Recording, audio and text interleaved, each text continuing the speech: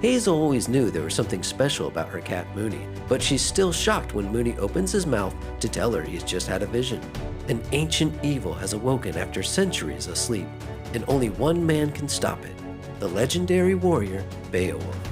Unfortunately, it's been over 1,000 years since he slayed a dragon, and he's been reincarnated as this guy. His name is Victor, and he's more unemployed millennial slacker than mighty warrior. Go to monarchpublishing.net for a free sample comic.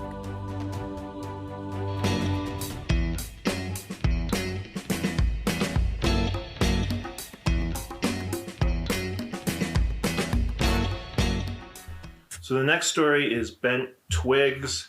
This was the one that you said was your favorite. So do you want to talk maybe a little bit about what it was that you liked about the story so much? Yeah. The first page.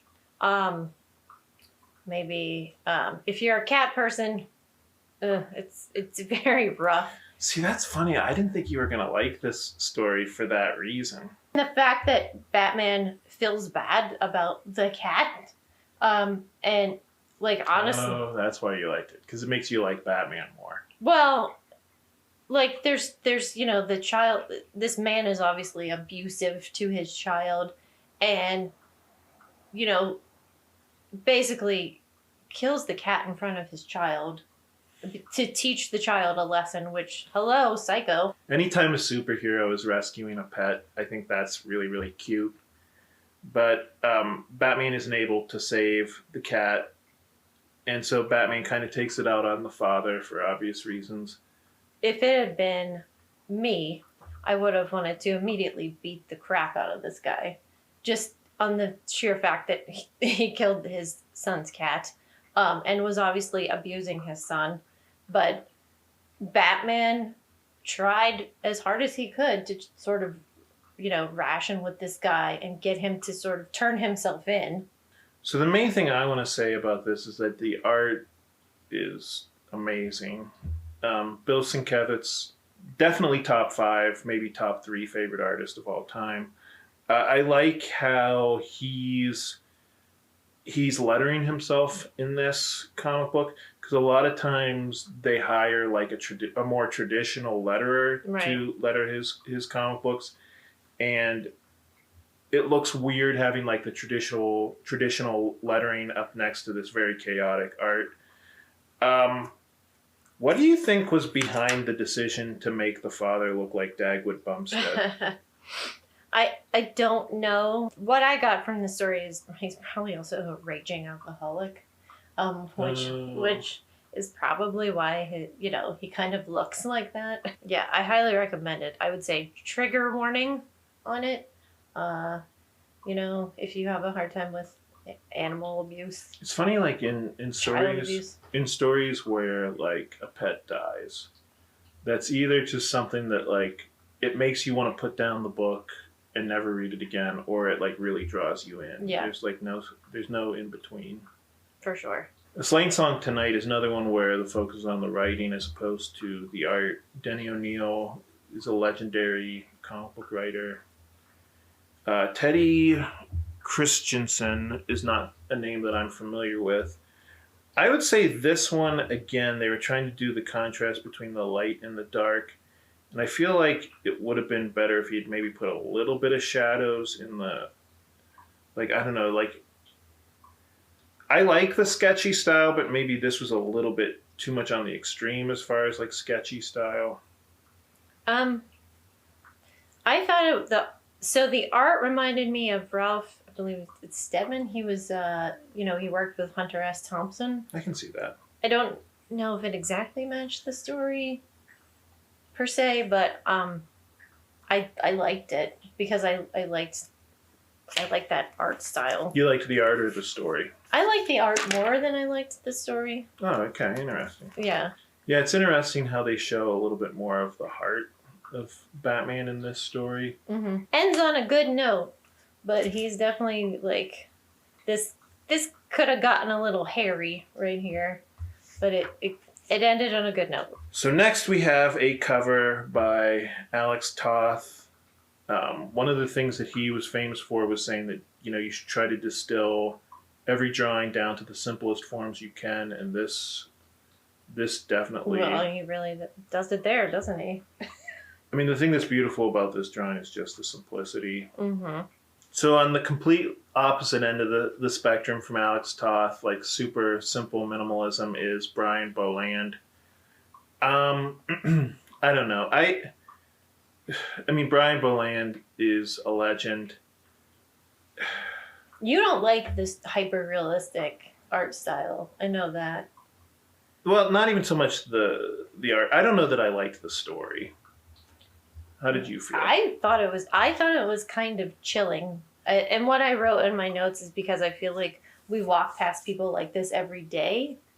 And you think about all the, like, unsolved crimes in the world, like they never caught the killer or whatever. Like, is this person, whoever, where are they? What are they doing nowadays? So I thought, that's what it made me think of. Like, there's that, what is that, that stat where you walk past like like a serial killer, like once in your life or something like that. Oh, really? Yeah. I never heard that. That's kind of crazy. Yeah, there's some weird stat about, like, you're going to walk past, like, somebody's going to do something bad. You might not even know it, but. The skyline of Gotham City is really strange. It almost seems like Victorian England, but with like some science fiction elements added. Like, I don't know what was behind that decision, because I don't see what that has to do with the rest of the story. Again, the Batmobile in this one is closer to like the 1960s version. Yeah. You can't really put like a time on it, an era, decade, however you want to put it. Yeah, very intense. The ending is intense. I have to say, I don't know if he was using Bruce Campbell as a photo reference for the chin. Especially, the guy has like a very chin forward. So one of the things that annoys me about this story is that Brian Boland almost never does like interior art. Like he pretty much exclusively does covers now, and like so much of this comic book is just like talking heads. Like, if Brian Boland is going to do like a story, I want him to do like action. There's a little bit of that in it. There is. I don't know. I thought the story was just okay. I mean, like I said, I thought it was interesting, but I mean, that's probably why Batman's my favorite. Monsters in the Closet. Another legend, Kevin Nolan. I love the art style on this. It's very creepy looking. It fits the tone a lot more. This is science fiction influenced, which a couple of the other stories are too. This almost had like a pulp feel to it. Did you Yeah, think? But I do think that the theme of it too is, just be like talking about, technology and science. Like, just because we can, should we? Really weird story, but some really amazing art, I would say. Very, very creepy. Heroes. This one's written by Archie Goodwin, another legend. Drawn by Gary Gianni, who did the Prince Valiant cartoon strip that's in the newspaper. Now this one is just straight up pulp. I mean, it doesn't even have pulp influences. It's just straight up pulp. Yeah. I try to pretend like I'm too cool to be impressed by technical skill sometimes, but honestly, when I look at like an artist like this, I'm like, wow. Yeah. I think I do. So I think kind of the theme somewhat is like also the unseen heroes because of what is revealed at the end. I mean, in the comics, it's Lucius Fox, but, and it kind of made me think of, like our regular unseen heroes in real life, like the people who work in the sewer, you know, the garbage men, the, you know, people who keep the lights on in the city. So The last story is Leave Taking. I have no idea what the name means. By Denny O'Neil and Brian Stelfreeze. The art is really cool. It can be hard to tell what's going on sometimes. I think he maybe would have been better off adding a little bit of gray. yeah, it's kind of Because it's all solid, it's like solid blacks. And Yeah. It can get hard to look at. solid. Yeah, it's either black or white. Literally, Yeah. it's an interesting story. Again, This is one of the few ones that incorporated Robin, which I was kind of surprised Yeah. by. I wonder why that was. I don't know, but he's always looking like, I imagine he sort of sees Commissioner Gordon as someone, again, another father figure. You know, he has a very loose kind of family that he created, but, you know, they can sort of disappear. I mean, if you look at the comics, how many Robins have there been? So the last one, the third mask. I don't know how to pronounce this guy's name. Katsuhiro Otomo. Another legend, not somebody whose work I'm particularly fond of. I'm going to get this out of the way right now. I have a prejudice against anime and manga. I don't know. I think it's dorky. I have seen. I think I've both seen and read Akira, because everybody told me it was the greatest thing ever, and I was like, I don't get it. Right. I didn't get this story either. What did you think? I mean, I think you're a lot more tolerant of anime and manga than I am. well, I think your idea of manga is always the loud, annoying, bright, but you forget that Studio Ghibli is considered anime. Yeah. I mean, I make an exception from hating anime and manga for Studio Ghibli, of course. I thought this was interesting. I like this story because I feel like it does address that Bruce Batman is always kind of on this ledge of insanity, and is he going to go over? Because it would be very easy for him to. And in the comic books, even Clark / Superman says that he has a plan if he does. Like, that's been addressed in the comic books. That's been addressed in I've seen some animated DC movies. I thought it was cool that they did represent manga in this story, and like I said, they got a legendary artist. Even though I don't like that movie, it's cool. I mean, he made one of the most well-respected anime / mangas of all time. Right. Just because I don't like that movie doesn't mean that it's not respected. Right. But So we're going to go through the pinups in the back, like, relatively quickly. Mike Allred's, it also is paying homage to the pulp Origins of Batman. It's a little bit sillier or goofier than a lot of them. Mobius's pinup. This was definitely very quickly sketched out by Mobius. I like it because it looks like actual bat wings, like the shape of them. And I don't know how he functions with his cape that long, but that's one of the things that I like about Mobius. The fact that he draws stuff unrealistically. Mm-hmm. He exaggerates it. He's not always just thinking like scientifically. Right. Michael William Kaluta and Tony Salmon. I liked both of these drawings. I don't have a lot to say about them. Do you have anything to say? I mean, I like this. I always like that kind of, a figure. Oh, yeah, it does look kind of Art Deco-ish, doesn't it? Yeah. Is that what you like about it? But also like this smaller figure and then like a bigger figure in the background. Craig Russell. I don't know. This is almost like a puzzle piece trying to figure out what happened in it. Yeah, there's a lot going on in this. Like, did he shoot that woman or did he just push her? Right. It doesn't really look like she's dead. Right. Because you can see her reflection in the Or is she running away from Batman? I think she's running away from the situation, perhaps. I don't know. Interesting work of art, anyways. Yeah. So next we have Mark Silvestri.